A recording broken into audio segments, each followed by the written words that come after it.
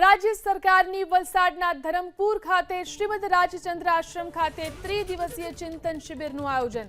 સામૂહિક ચિંતનથી સામૂહિક વિકાસ તરફની થીમ પર 12મી ચિંતન શિબિરનું આયોજન કરવામાં આવ્યું છે।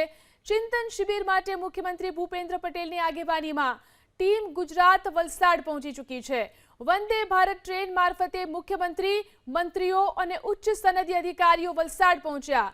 કુલ 241 અધિકારી અને મુખ્યમંત્રી તેમજ મંત્રીઓ આ શિબિરમાં જોડાશે। આ શિબિરમાં 5 જૂથમાં વિવિધ વિષયો પર ચિંતન કરાશે। લોક ઉપયોગી કામ અને નિર્ણયો માટે ચિંતન શિબિર ઘણી જ ઉપયોગી સાબિત થવાનો મંત્રીઓ અને અધિકારીઓએ દાવો કર્યો।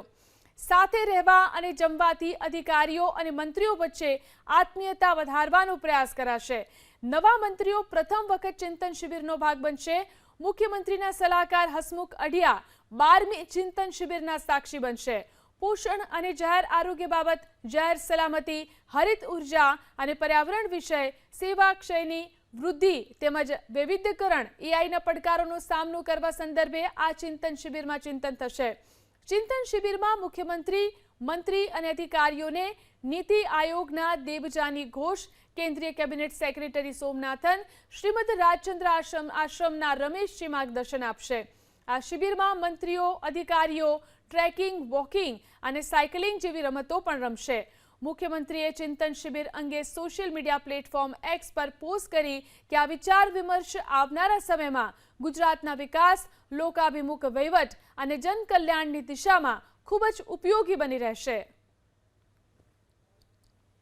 જે પ્રમાણે વલસાડ ખાતે ચિંતન શિબિરનું આયોજન થયું છે, આ બસમાં હવે મુખ્યમંત્રી શ્રી ધરમપુર તરફ જવા રવાના થઈ રહ્યા છે મોટી સંખ્યામાં।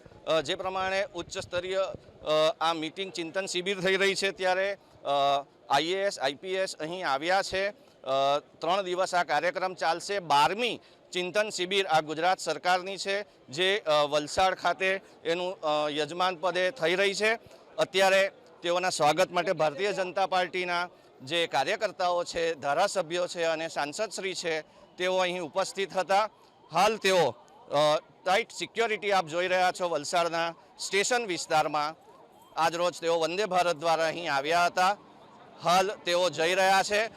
રસ્તે વલસાડના લોકોનું પણ તેઓ અભિવાદન ઝીલશે। અત્યારે કેબિનેટ મંત્રીશ્રીઓ આ બસમાં છે, અધિકારીઓની એક અલગ બસ છે, તેમાં તેઓ રવાના થયા છે।